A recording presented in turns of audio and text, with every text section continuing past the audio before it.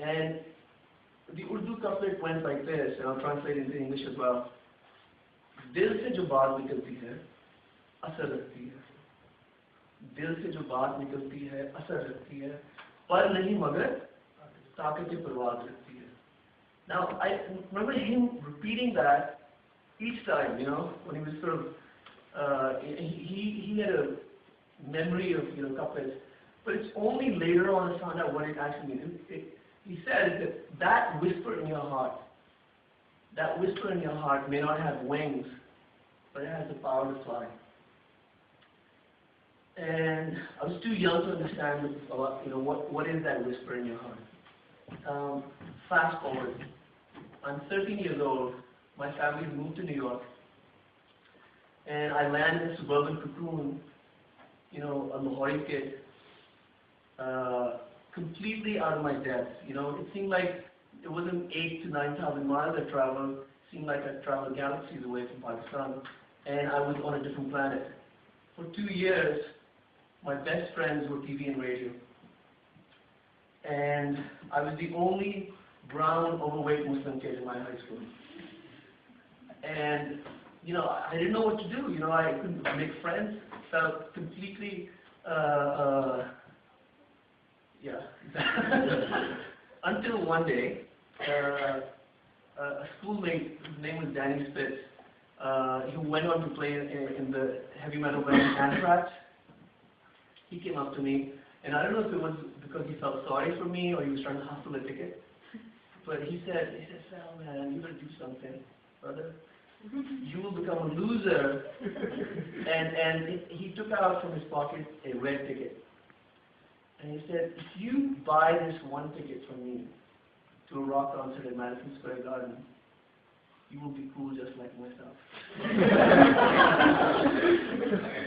So, and then he said, you know, the entire school is going to this concert. And it's a whole week of concerts, and I have one ticket for Monday night, and you can have this one ticket. You know, many of you who come from, let's say, South Asia know what rock concerts mean. And in the time when I was a teenager, it meant sex, drugs, and rock and roll. So, but I did buy the ticket. You know, I wanted to venture out into space and see what happens.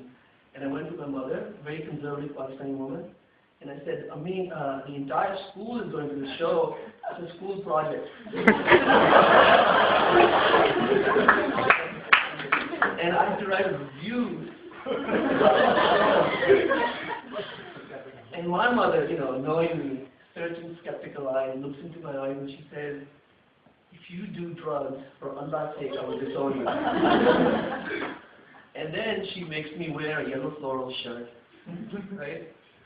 Red and white striped pants, black shiny boots and a matching belt, and combs my hair, you know? Okay, whenever Pakistani kids went out to a birthday party, that's how they dressed. So she drives me to Madison Square Garden. And you know, I'm very well aware that this is extremely uncool.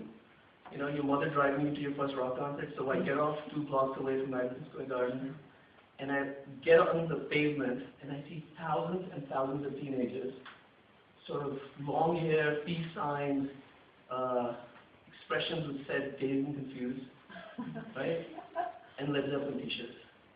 Because the band I'd gone to see was Led Zeppelin. Now, as I walked into the garden, it seemed like it was like Alice in Wonderland.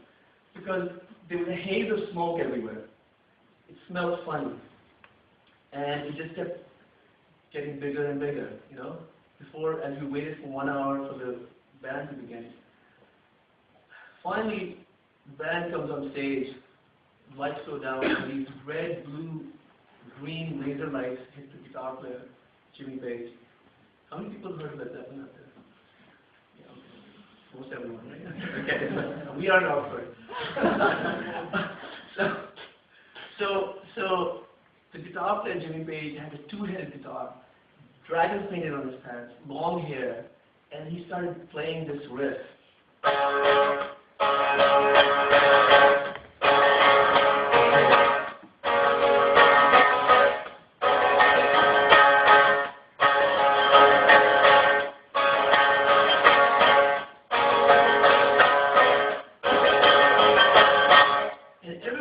we start screaming, Kashmir! Now, I'm looking around me, and I know that where I come from, it's a dangerous place. But everybody's screaming Kashmir, and just like at that Diwali in Pakistan, this was the second time that sound, viscerally shook up my heart. As I heard that, it was a 3-hour show, and I heard Arabic, Indian, Celtic, and, melodies fusing with the blues.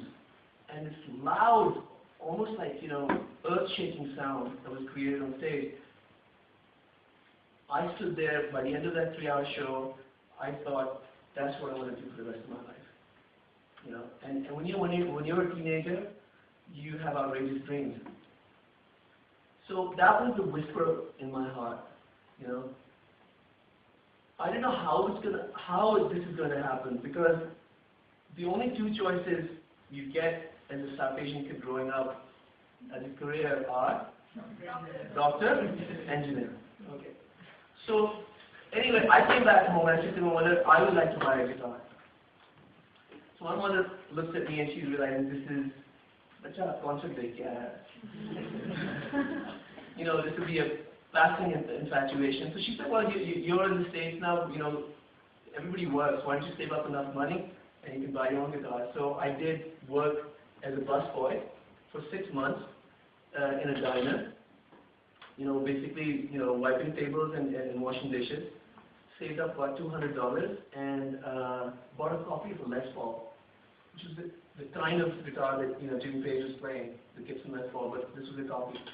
And then I went into my room for 2 years and I never came out.